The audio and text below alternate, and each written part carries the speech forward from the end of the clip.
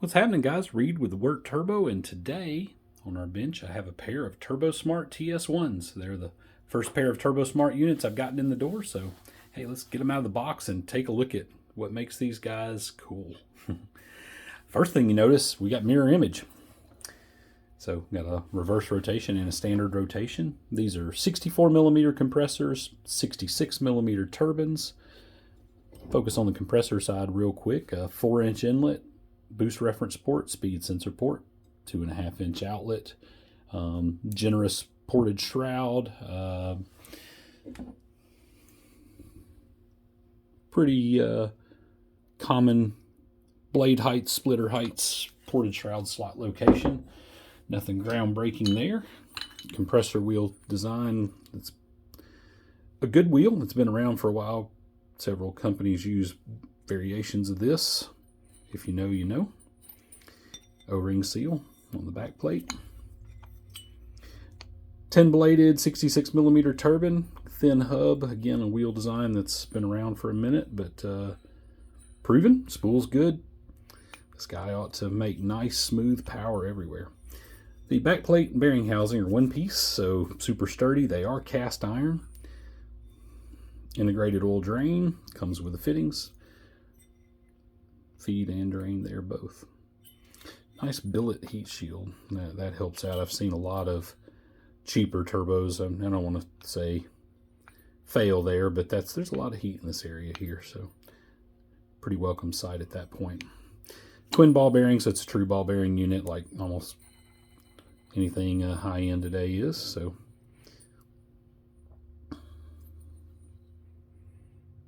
pretty neat. 64. 66. Turbine housings, these are stainless. These are V-band. I think these are 0.82 ARs that I have here. They also have T4 foots. They have some internally gated V-band inlets, so pretty cool to see those options from Turbosmart. Lets a lot of installations shine. You know, you got some room, not room for external gates. You can get away with your internal gated setup. I've been dealing with Turbosmart since I guess 2002 or 3. I bought my first wastegate from them. That wastegate's matter of fact still on my neighbor's DSM, running to this day. When I say my neighbor, his car is literally 45 feet from here, so he is my neighbor. So they've taken care of us. I'm excited to have their turbo products as well. So, how do these guys perform? Let me grab some data here. Got compressor maps. You know, take them or leave them.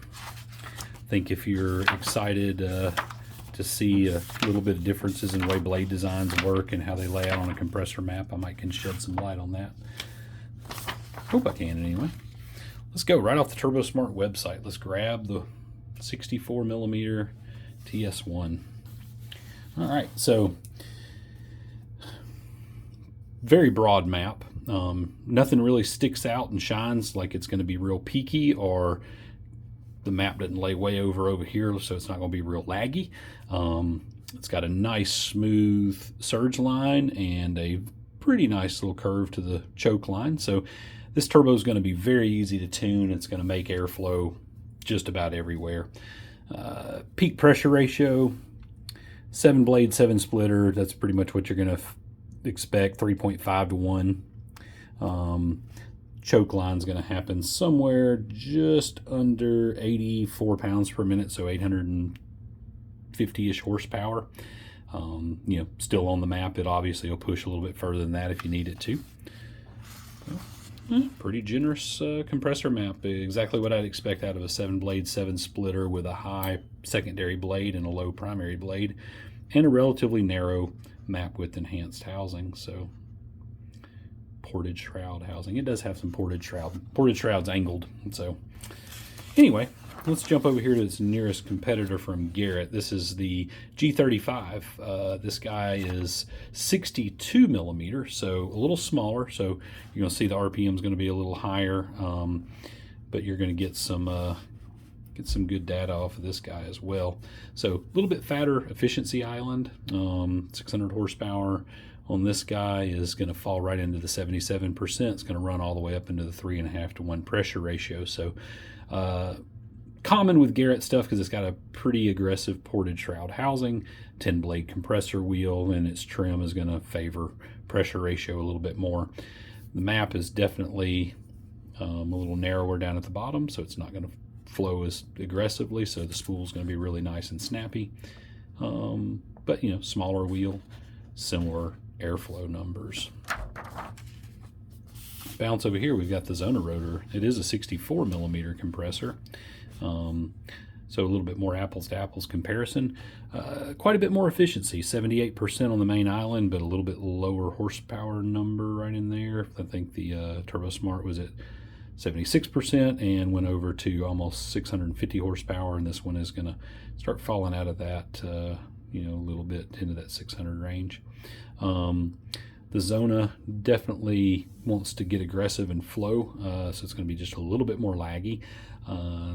But pressure ratio, you got to take a map with a grain of salt with how they look, because the scaling could be different. But you look, this is almost 5 to 1 pressure ratio. Made a little sketch right here. This is going to be our Garrett, and then this is our Turbosmart. So we lose a little bit of pressure ratio capability with the Turbosmart over the Zona, but nothing to really fret about. Going to be a very similar performing turbo. Oh, what do we got here? We got the S300 SXE. We're going to jump into it. It's going to be a little more laid over on the map, so it's going to want to flow really quick and be a little bit more laggy. It's going to have a little higher pressure ratio at lower horsepower levels, so it might work better for a little smaller engine on that aspect, but going to be harder to spool. Big meaty map, so going to definitely feed the engine a lot of air in this range, but as expected with big meaty maps with the islands that just fall way apart from one another real quick, they lose efficiency pretty aggressively. But just kind of neat to see the differences between them there. The Turbosmart, you know, back to what I'm talking about. Nice map. It should be really smooth, very easy to tune, very easy to spool, very easy to race. Going to be a good versatile turbocharger. So sizes, Turbosmart starts at a 58 millimeter and they go all the way up to a 78. The turbine wheels are 62 millimeter on the small 58 millimeter compressors, and they go all the way up to 80 millimeter on the turbine side for the 78 millimeter compressor. So it's going to cover you pretty much anywhere from 600 horsepower all the way up to 1,300, maybe a tick over that in their product line. But I'm excited, super excited. Good looking turbo, and a company that I can stand behind and I know will take care of us. So we're excited to push some of these out there and see what they do. Y'all guys get some questions, be sure to drop them in the comments, and we appreciate you. Be sure to do all those things YouTube wants you to do, and go check our Instagram and Facebook out at the same time. Appreciate you guys. We have more coming. Y'all have a good day.